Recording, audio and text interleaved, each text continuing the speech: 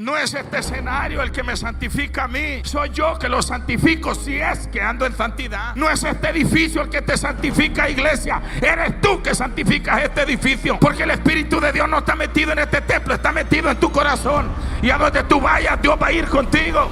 Primera de Corintios 10, 16 y 17 me hace una señal cuando esté listo. Leo entonces tal y como está escrito. En el nombre del Padre, del Hijo y del Espíritu Santo. La copa de bendición que bendecimos no es la comunión del cuerpo de Cristo. El pan que partimos no es la comunión del cuerpo de Cristo.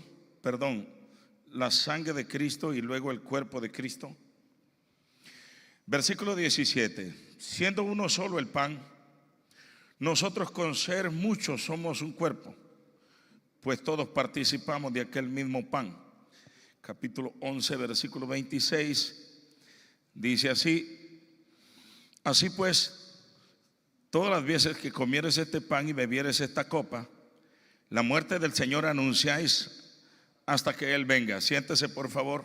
Lo primero que vemos en el versículo 28 del capítulo 11 de Corintios y 29 es la individualidad de la cena. Por favor, proyéctenme esos versículos porque quiero que los lean conmigo. Y a la vez quisiera que avancemos con el tiempo. Dice así: por tanto, ¿pruebe el pastor a cada uno?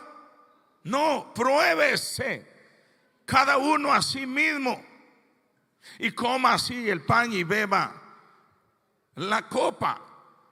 Yo les testifico que cuando yo aprendí eso como pastor sentí una gran paz, hermano, un gran descanso. Imagínense que el Señor me da a mí la responsabilidad como pastor de estar evaluándolos a ustedes, a ver quién califica y quién no para la cena. Yo termino loco. Tendría que andar detrás de ustedes todo el último mes, a ver si mintieron, a ver si anduvieron chismeando, a ver si se fueron a meter al cine, a ver películas de prohibidas, etcétera, etcétera. Que Dios me libre de eso. Usted es responsable, no me culpe a mí. Usted sabe qué ha estado haciendo y usted sabe lo que es bueno y lo que es malo. Usted es responsable. Y Dios lo hizo responsable a usted y ni me quede viendo así. Pruébese cada uno. Ni que tuviera un tester espiritual para estar tic, tic, tic, tic, tic. Aquí hay un pecado. Ahora vamos a ver la computadora qué tipo de pecado es. Nunca celebraríamos la cena así. De hecho, hay un tester. Dios metió un tester adentro de cada uno de nosotros. Se llama conciencia. Y la voz de la conciencia no la calla nadie. La conciencia te alaba cuando haces bien y te confronta cuando haces mal. Y no la vas a callar. Ella no te controla, pero sí no la callas. Y cuando hiciste algo mal te dice: chismoso, chismoso, chismoso, chismoso. Y vos te sentás a ver la novela y te dice: chismoso, chismeaste soy, chismeaste soy y chismeaste soy. Hermano, cuando alguien asesina y nadie se dio cuenta que asesinó, la conciencia le dice: asesino, asesino. Viene Eli para controlar su conciencia, se toma un trago de ron y con el efecto de alcohol más le grita a la conciencia: asesino y borracho, asesino y borracho.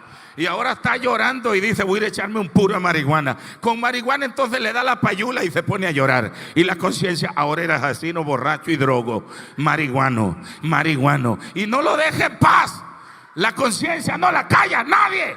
Es un chip que Dios metió dentro de ti. Y cuando hacemos mal, no vamos a callarla. Yo tengo mi conciencia y mi conciencia me alaba y me recrimina de lo que hago bien o mal. Pero usted tiene la suya. ¿Me entendió? Entonces, ¿para qué sigo? Dice Marín. Hay una individualidad. Y en el versículo 29 dice así: porque el que come y bebe indignamente, sin discernir el cuerpo del Señor, juicio come y bebe para sí. Entonces, en primer lugar vemos la individualidad de la cena. Y en segundo lugar vemos el hecho de ser digno e indigno de participar de la cena. Aquí hay dos palabras, o más bien dos cosas para considerar. La número uno es la palabra discernir. Dice que el que la toma indignamente, y luego explica de qué se trata tomarla indignamente. No discernir. el cuerpo del Señor. Entonces, analicemos esas dos cosas, porque si usted entiende esas dos cosas, usted entenderá todo lo demás. Entonces, ¿qué es discernir? En el significado de la palabra, o más bien veamos los sinónimos de esta palabra. Discernir es distinguir, es percibir, es comprender, es entender. En otras palabras, si yo le digo necesitas discernir, le estoy diciendo necesitas entender. En un lenguaje más sencillo de entender, permítame la redundancia. Si yo le digo tú no discernes, le estoy diciendo tú no entiendes. Porque en resumen, discernir es entender. Minuto de silencio. Ay, pastores, que mire que no le entiendo, dicen. Pues este no discierne, no debería tomarlo. ¿Qué es lo que necesitamos discernir o entender? El cuerpo de Cristo. El cuerpo del Señor debe ser discernido. Y el que no lo ha, repito, usando el sinónimo, el cuerpo del Señor hay que entenderlo. Si usted no ha entendido el cuerpo de Cristo, no debería de tomarla. Le diré la verdad, las corbatas salen sobrando. El que lo haga de rodilla o de pie sale sobrando. El que la galletita sea traída de Israel, de trigo cosechado en el valle de Farón, no vale de nada. El que el vino sea hecho allá, mi hermano, en el huerto de José de Arimatea, donde sepultaron a Jesús, no le sirve. Yo conozco personas que me dicen, pastor, esta pareja, esta relación que tengo yo no funciona, pero yo tengo fe que al casarme, entonces va a funcionar. Le digo, buen punto. Si va acompañado de fe y de los cambios respectivos, Dios va a respaldar eso. Pero de repente me sorprendió porque dice, pastor, con el respeto que usted se merece, dicen los que te menosprecian a ti, dicen, con el respeto que se merece, dice, la verdad que te menosprecian. Y dice, queremos irnos a casar a Israel. Es que mire que va a ir un rabino, pastor, un pastorazo de esos famosos, y nos va a casar. ¿Y sabe dónde nos va a casar? En la ciudad romántica de Israel, donde todos los ricos se van a casar, porque allí mero, pastor. Y otros dicen, me quiero casar en Caná de Galilea, en el templo memorial donde Jesús bendijo la boda de Canaán. Mi esposa y yo estuvimos metidos allí, mi hermano. Está más bonito este edificio que ese. Pero los ricos van a casarse allí con la esperanza que si se casan allí donde Jesús bendijo ese matrimonio, ellos también van a ser bendecidos. Y lo que pasa es que de regreso en el mismo avión vienen como perros y gatos. Como que no funcionó que se fueran a casar a Israel. Es que aquí hay otro asunto. Es otra cosa. Mi punto es que hay gente que cree que funciona porque vaya allá a Israel. No, mi hermano. No. Si la Biblia la tenemos aquí, el Espíritu de Dios lo tenemos aquí, y no está en casa, está metido dentro de nosotros, y es el faro que tenemos que seguir. Estés en cualquier país donde estés. Sí. No es este escenario el que me santifica a mí. Soy yo que lo santifico si es que ando en santidad. No es este edificio el que te santifica, iglesia. Eres tú que santificas este edificio.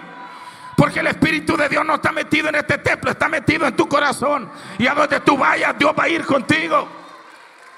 Si nosotros saliéramos de aquí ahora y hiciéramos este culto debajo de un puente, el Señor se va de este templo y se mete debajo del puente con nosotros. ¿Estás entendiendo? Hipócrita, les dijo Jesús. ¿Quién santifica a quién? ¿El altar o la ofrenda al altar? En el Evangelio de Juan capítulo 1 versículo 14 dice que Jesús se hizo. Ayúdame a predicar.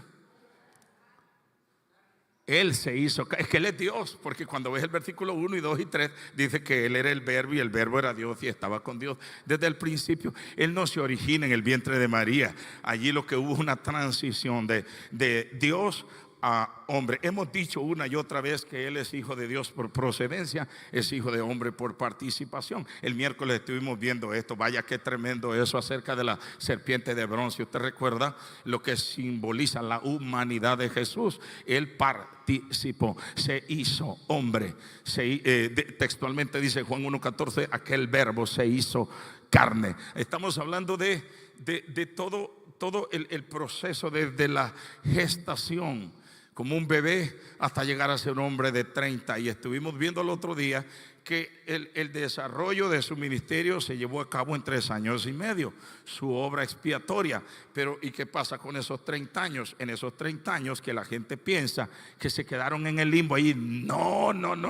Él está haciendo un trabajo que es parte de su ministerio, que se llama participar de la naturaleza humana. ¿Para qué? Veamos un poco esto. Hebreos capítulo 2 versículo 14 dice que participó de la naturaleza humana. Leamos ese versículo por favor, hija, rápido. Hebreos dice: así que por cuanto los hijos participaron de carne y sangre. ¿Quiénes son los hijos? Los hijos adoptivos, los que creyeron y los que le recibieron. Dice: él también participó de lo mismo, para destruir por medio de la muerte al que tenía el imperio de la muerte. ¿Quién es? Para poder él ganar esa batalla por nosotros, tuvo que participar. ¿De qué? Cuando dice carne y sangre, está hablando de nuestro cuerpo material. Hasta aquí no espiritualices nada, velo como tal. Él participó. En el mismo Hebreos capítulo 10 versículo 5, David, inspirado por el Espíritu Santo, ora en el nombre del Señor y dice: sacrificio y ofrenda no quisiste, pero me preparaste cuerpo. No lo espiritualice. Está hablando de la humanidad de Jesús. Está hablando de su tejido, de sus huesos, de su sangre. Él tenía cuerpo como tú y como yo. Él participó. Capítulo 4 versículo 15 del mismo Hebreo dice que por ende fue tentado en todo según nuestra semejanza, pero sin pecado. Y no olvides ese detallito hablando de participación, porque no tenemos un sumo sacerdote que no pueda compadecerse de nuestras debilidades. Déjame eso allí. Y no está hablando del sacerdocio levítico, está hablando del sacerdocio real. Hay sacerdocio levítico que es sombra y figura. Alguien me preguntó: explíqueme de eso. ¿Qué del sacerdocio levítico? ¿Es verdadero o falso? Le dije: no, es verdadero. Entonces, ¿por qué no se practica? Le digo: es que está caducado. No confunda los términos. Una cosa es que fue verdadero o falso, y otra cosa es que ya está caducado. Ese sacerdocio lo estableció Dios y lo respaldó como sombra y figura hasta que aparece el real sacerdocio en la persona de Jesús. Ese día fue caducado. ¿Y cuál es el sacerdocio verdadero? Y más que verdadero, real sacerdocio es el sacerdocio de Jesús y la iglesia. Capítulo 1 versículos 5 y 6 de Apocalipsis: nos lavó de nuestros pecados con su sangre y nos hizo del verbo hacer reyes y sacerdotes. Las dos cosas. No solo nos hizo reyes, nos hizo también sacerdotes. Y esto trasciende, esto rebasa el orden de la ley. En el orden de la ley, hermano, no, nadie puede ser sacerdote y rey al mismo tiempo. No. De hecho, la línea sacerdotal está dentro de la tribu de Leví, y la línea de la monarquía está dentro de la tribu de Judá. No puede un descendiente de Judá ser sacerdote. No puede un descendiente de Leví ser rey, ni mucho menos de otras tribus. Pero en el nuevo pacto, los creyentes somos las dos cosas. Tú, melancólico, que te crees poca cosa, si eres un verdadero creyente en el mundo espiritual, cuando el diablo te ve, dice: ahí viene un rey. Oh, pero también es sacerdote. Allí viene un sacerdote y también es rey. El que se atreve a creer eso, levante la mano. No la levanta porque son incrédulos, porque tienen espíritu de melancolía, de baja estima. El verdadero creyente está bien puesto con esta fe. Así como me ves a mí, yo lo aprendí, lo asumí y le dije: diablo, aunque superficialmente el ojo humano a mí me menosprecie, pero en el mundo espiritual tú sabes lo que yo soy. Yo soy sacerdote y soy un rey del Señor. El cuerpo de Cristo. No olvides esta diferencia. Hebreos 4:15. Volveme a poner ese versículo. Porque no tenemos un sumo sacerdote que no puede, mira lo que hace este sumo sacerdote. No olvides esta palabra: que no pueda condenarte, que no pueda juzgarte, que no pueda meterte en el agua de fuego, que no pueda. Ayúdame, hacerte el favor de hablar. Se compadece de nosotros. Mira de lo que se compadece. ¿A poco tú crees que eres fuerte? Si eres un debilucho. El hombre se caracteriza por dos cosas irónicamente contradictorias: débil y orgulloso. Diga conmigo: yo soy débil y tristemente orgulloso. Oh, no, pastor, no me ponga a confesar derrota. Yo no soy orgulloso. Más si hasta te mira. Como decía mi madre, hay gente que si el orgullo fuera en líquido le saliera por los poros como sudor. Orgullosos, arrogantes, ni lo esconden. Mi Dios se compadece de esa debilidad. Me acuerdo de lo que como Pablo describe nuestro cuerpo. Estamos hablando del cuerpo de Cristo. Mira, mi hermano, participó, pero no es hombre. Participó, pero no es hombre. Él no procede del hombre, él procede de Dios, pero participó. Nosotros somos hombres, él no es hombre, es Dios que se hizo hombre para salvarnos.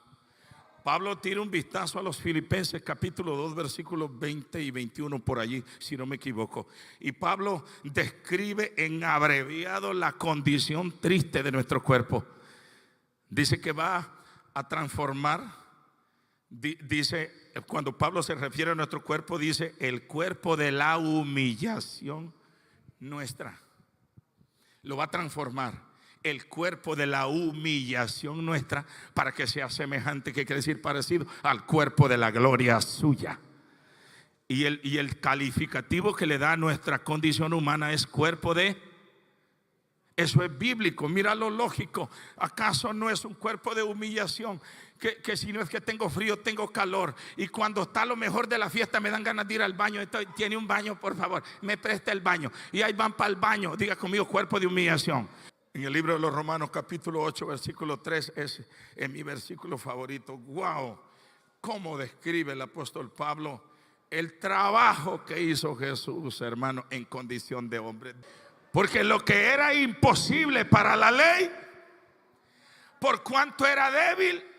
Mira por qué es débil la ley: por la carne. La ley no es débil en sí. No, el problema de la ley es que vas a vivir si la cumples toda. Entonces resulta que algunos cumplían un mandamiento, pero otros no, y el que viola uno se hace responsable de toda. Entonces tiene que cumplirla toda, y por la debilidad de la carne esa forma vino a ser débil, enviando a su hijo en semejanza de carne de pecado, y a causa del pecado condenó al pecado en la carne. ¿En la carne de quién? De Jesús. La carne de Jesús es veneno contra el pecado. Ahí, hermano, miraremos unos versículos para que a ver si entendemos un poquito ese juego de palabras. En 1 Corintios 15, 55 dice la Biblia: ¿dónde está, oh muerte? ¿Tú qué? ¿De qué se le viene a la mente cuando hablamos de aguijón? Mire, yo no sé usted, a mí se me viene a la mente un escorpión, por ejemplo. Porque la serpiente envenena con colmillos, pero el escorpión es con un aguijón. No dice la Biblia para entender. Figúrese que la muerte es un escorpión. Y un escorpión sin aguijón no es ninguna amenaza, porque el veneno lo tiene en la cola y lo inyecta con un aguijón. Entonces así es la muerte. Imagínese que es un escorpión y envenena con un aguijón. Y Jesús le pregunta: ¿dónde está, oh muerte, tú? Y luego le habla al que sigue: ¿y dónde está, oh sepulcro, tu victoria? Porque si murió, sepúltenlo. Pero el siguiente versículo me llama la atención, el versículo 56. El apóstol aclara el versículo: ya que el aguijón de la muerte es que el aguijón del escorpión del que habla el versículo 15 Pablo explica qué es el pecado. O sea, la puya con que el diablo te la mete y te envenena es él. No pases de vista eso. Y el poder del pecado es la ley. Porque no fue pecado para el israelita robar, sino hasta que se le enseñó: no robarás. Hasta que se le explicó que robar es pecado, el israelita es responsable de no robar. Pero alguien dice: ¿y los hombres de la antigüedad por qué pecaron? Dice Pablo que el hombre de la ley, desde Moisés para acá, pecó a la manera de la transgresión. Pero el hombre desde Adán hasta Moisés pecaron por conciencia. Porque le tengo mala noticia al que piensa que no peca porque no le hemos enseñado la palabra. Le hablé de la conciencia que lo acusa siempre. De modo que los antidiluvianos pecaron por conciencia, no tenían ley. Y los israelitas transgredieron la ley. Hay un sign que dice velocidad máxima 50 millas por hora. Si usted se pasa de 50, usted transgrede esa ley. Pero si no hay un rótulo que diga 50 por hora, usted le va a meter a 100 viendo que es una calle peligrosa. La conciencia le dice: bájale. Pero no hay rótulo. Bájale, cabezón, así sin rótulo te vas a matar. La conciencia. De modo que el que no ha venido a la iglesia también peca porque tiene conciencia. Ay, no, yo por eso no voy a la iglesia, porque esas cosas son muy santas. Dice: yo por aquí me voy para el baile. Y siempre pecan porque la conciencia les dice que es malo. Yo les aconsejo: mejor congréguense y cambien. Es una cosa maravillosa lo que el profeta Oseas dice en el capítulo 13, versículo 14. El profeta inspirado habla en el nombre de Jesús. Es Jesús el que está hablando a través del profeta por anticipado. Y dice el profeta Oseas, capítulo 13, versículo 14: oh muerte, yo seré tu muerte. Parece que fuera un chistecito de ciencia ficción, ¿verdad? Le dice Jesús a través del profeta a la muerte. La muerte es un escorpión y tiene un aguijón. El aguijón es el pecado.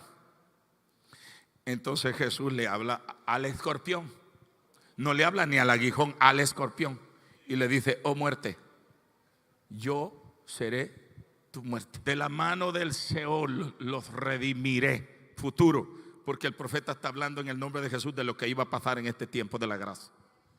Los libraré de la muerte. Y ahora le habla a la muerte: oh muerte, yo seré tu muerte. Imagina decirle a la muerte: te voy a matar. Y la muerte dice: ¿de qué estás hablando? Si yo soy el que mato, pero yo te voy a matar a ti. ¿Cómo si yo seré tu muerte? Pero yo soy la muerte, pero yo voy a ser la muerte tuya. ¿Qué le parece? ¿Quiere pensar en eso? La compasión será escondida de mi vista cuando ataque a la muerte. Pero ¿qué dice el apóstol Pablo en el capítulo de la resurrección? Hablo del capítulo 15 de Primera de Corintios, versículo 26. ¿Qué dice? El postrer enemigo que será destruido. ¿Cómo se llama? Oh, perdón. El postrer enemigo, dice el apóstol Pablo, que será destruido, es la muerte. Y cuando te remontas al versículo 55, entonces el apóstol Pablo escribe: ¿dónde está, oh muerte, tu aguijón? ¿Dónde está, oh sepulcro, tu victoria? Este versículo lo leímos hace poquito en el libro de Colosenses, capítulo 2, versículo 3 al 15. Dice el versículo 15 que Él triunfó sobre ellos. Y cuando dice ellos, habla de los demonios, los principados, la potestad, el diablo mismo. Dice: y despojando, esto quiere decir tirándolos a los principados, porque no solo es uno, son muchos, y a las potestades. Y me habla de dos rangos en el mundo de las tinieblas. Los exhibió. Eso es ponerlos en público para que todo el mundo sepa, públicamente, triunfando sobre ellos en la cruz. O sea, fue preparada una tarima para una pelea en el Gólgota. En el mundo espiritual hubo un espectáculo el día de la muerte de Jesús. Y prepararon el ring es el Gólgota. Y mientras el hombre ignorante miraba a un hombre derrotado, en el cielo había una guerra de dos guerreros. El Rey de Reyes y Señor de Señores vino a pelear contra el príncipe de las tinieblas que tenía secuestrado este mundo. Y subieron al ring. Todos los demonios y los ángeles estaban viendo la pelea. Todos.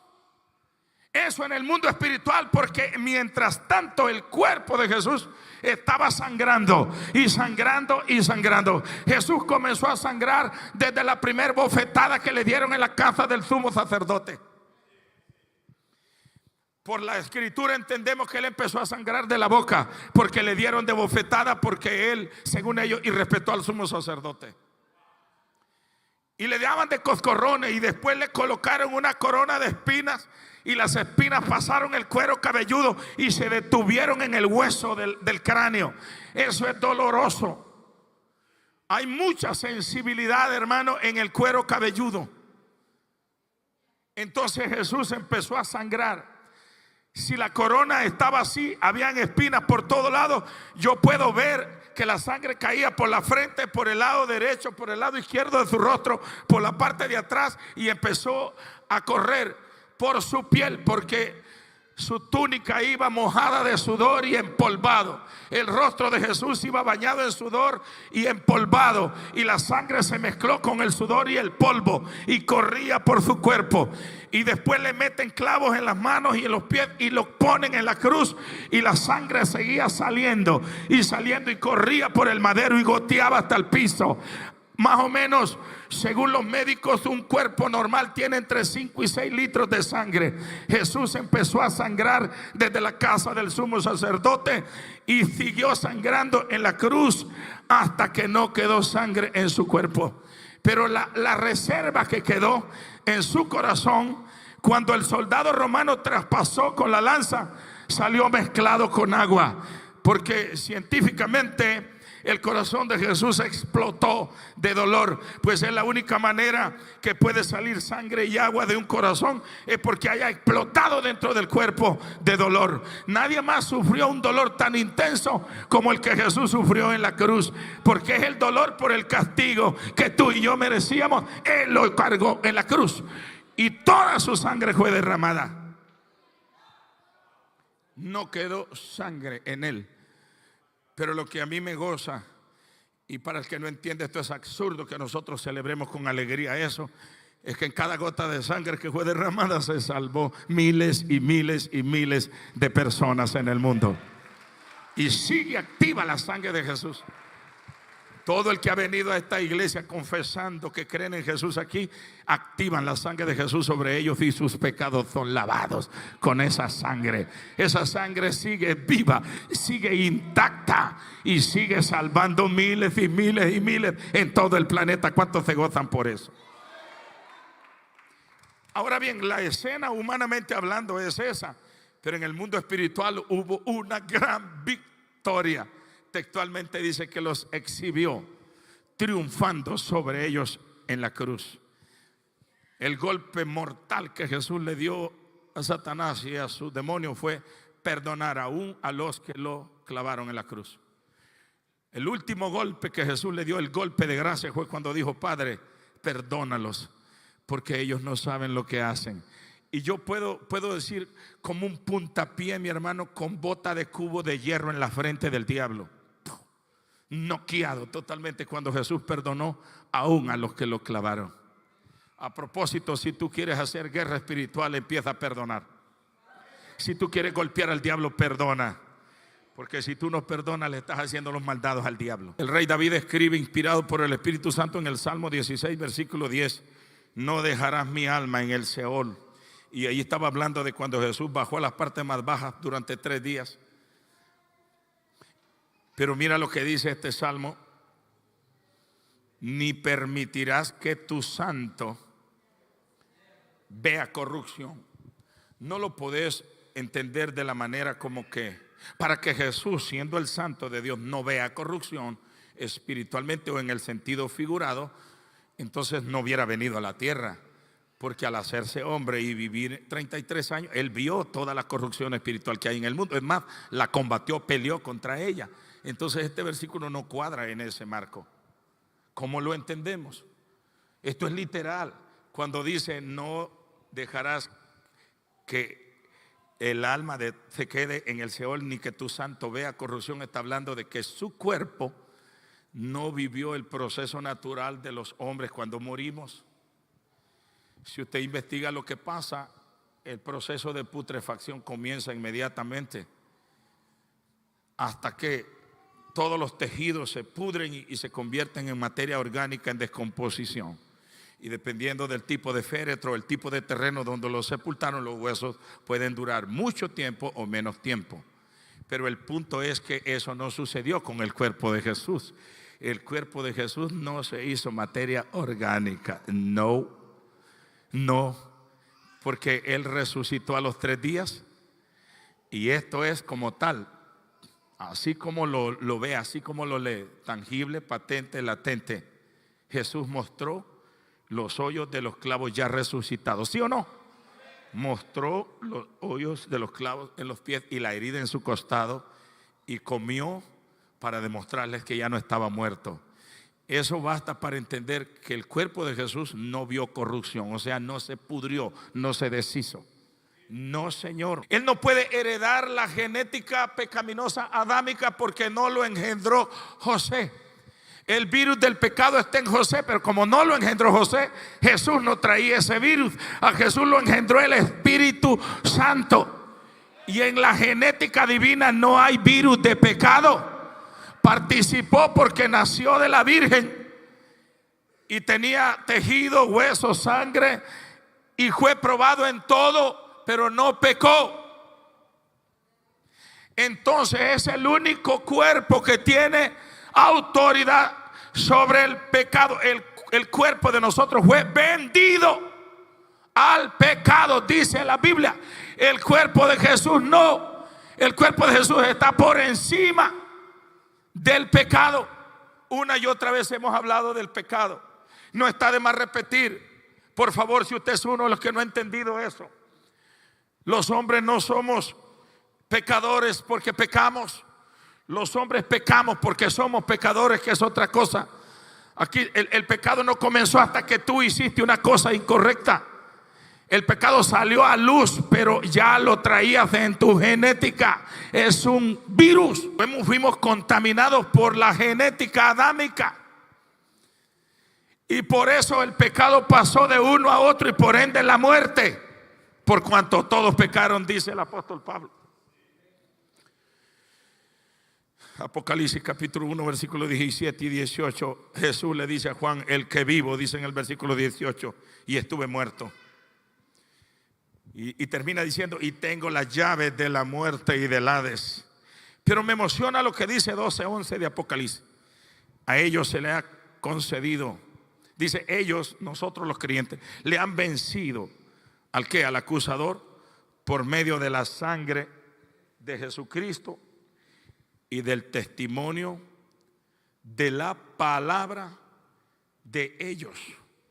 No el testimonio de ellos, no, el testimonio de la palabra de ellos. ¿Quiere ver esa diferencia? Oye, pastor, a propósito, explíqueme, porque yo pensaba que yo le vencía por la sangre de Jesús y el testimonio que yo tengo, que yo soy intachable, pastor. Bueno, en un contexto, claro que sí, pero en ese versículo no está hablando de tu conducta perfecta, sino de tu palabra, el testimonio de la palabra. O sea, testifica que Jesús murió por ti. Hermano, decirle al diablo que Jesús murió por ti. Mira, cuando tu boca se abre y lo dices, pesa. No solo porque lo digas creyendo. Dile: Satanás, aunque yo he fallado y aunque he batallado tanto, pero mi Cristo murió por mí. Testifícalo por el testimonio de la palabra de ellos. Pronúncialo, dile a Satanás. Incluso dile a los que te acusan, dile que tu Señor murió por ti y que mientras estés vivo nadie te puede quitar la oportunidad de luchar por levantarte. Déjalos que te critiquen, déjalos que hablen lo que quieran. Mi Señor te tiene vivo y con la vida te está dando la oportunidad que te levantes. La otra dimensión del cuerpo de Cristo es la iglesia. ¿Y sabes por qué voy a abreviar? Porque esto te lo sabes bien. Diga conmigo: yo soy el cuerpo de Cristo. Eso como iglesia, pero a nivel individual dice Pablo que miembro en particular cada uno. Capítulo 12, versículo 27 de Primera de Corintios. A manera de conclusión: vosotros pues sois el cuerpo de Cristo y miembros cada uno en particular. ¿De qué? De ese cuerpo. Hermanos, si tan solo esa analogía de Pablo, que es tan perfecta y tan sencilla de entender, si tan solo esa analogía la entendiéramos y la asimiláramos, seríamos otro tipo de creyente. No tendríamos que entrar en detalle, porque yo no encuentro, mi hermano, ni en la Biblia ni fuera de la Biblia, otra analogía más perfecta y sencilla de entender, como cuando Pablo compara la iglesia con el cuerpo humano. Dice que es igual, así como funciona el cuerpo humano, así debe funcionar la iglesia. Es un solo cuerpo, pero cuando entras en detalle vas a encontrar muchos miembros con funciones diferentes, pero no de manera individual. Están pegados y comparten vida común, comparten el mismo corazón y el mismo funcionamiento de los órganos vitales, los comparte el mismo cuerpo. Yo no tengo dos ojos para los pies y dos ojos para las manos y otros dos ojos para la cabeza y otros dos ojos, hermano. Entonces parecería uno de los seres vivientes de Ezequiel 1. No, mi hermano, solo necesito dos ojos para todo mi cuerpo. Lo que pasa es que hay un funcionamiento en una forma que se llama unidad compuesta. Hay conexión. Hermano mío, escúchame, no discernir el cuerpo de Cristo en la dimensión de la iglesia. Te hablé del cuerpo literal, hay que entender eso, pero hay que entender la iglesia es el cuerpo de Cristo. Si ahora mismo apareciera el Señor con la corona de espinas y ensangrentado, todos caerían de rodillas y no hallarían qué hacer por Él.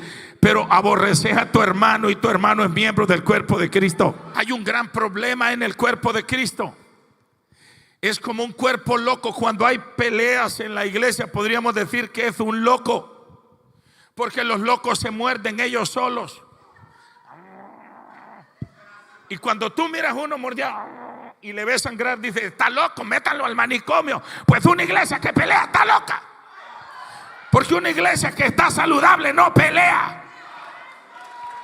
Peleones. Dile a tu hermano: basta de que estés peleando, hombre. Hay gente que es puro problema. Perdóname porque no te lo digo a ti, sino al que está al par tuyo. Solo a meter problemas llegan a las iglesias y dicen que son maduros, podridos tal vez. Yo tengo 30 años de ser creyente. Yo estudié hace 10 años mis primeros 3 años de teología y seguí con una licenciatura en teología. Me gradué en el año 1900 desde entonces, y luego seguí estudiando una maestría. Soy maestro en Biblia y hace poco me gradué de un doctorado y estoy estudiando divinidades. Y un predicador pasó como 15 minutos solo hablando de los títulos, y una viejita gritaba en la banca: aleluya, gloria a Dios, aleluya. Y al final, cuando terminó, le dijo: tenga fe que Dios lo va a liberar de ese demonio. Porque tanto título y tanta cosa, lo único que conseguiste es espíritu de arrogancia, y los arrogantes van para el infierno con todos sus títulos. Alabe la gloria de Dios. Ningún miembro menosprecia a otro miembro, porque entiende que es parte del cuerpo y por ende necesario. Repito, ningún miembro menosprecia a otro miembro porque entiende que es parte del cuerpo y necesario. Dice Pablo, hablando de esta analogía, que ni la mano le dice a los pies: no te necesito, ni los pies a las manos: no tengo necesidad de ti. Cuando cae una basurita en el ojo, las manos rápido auxilian al ojo. Si las manos fueran egoístas como tú, dirían: ¿y a mí qué me importa? Ojalá quede ciego. No, ¿quieres que te diga por qué? Porque las manos no son tontas. Ellas saben que si el ojo falla, se va a volar los dedos con la sierra. Entonces dice, que no me corte la sierra, necesito que el ojo esté bien. Y lo cuida, porque entiende que depende su necesitamos un poco de empatía, porque en el cuerpo hay una cosa que ella se llama conexión.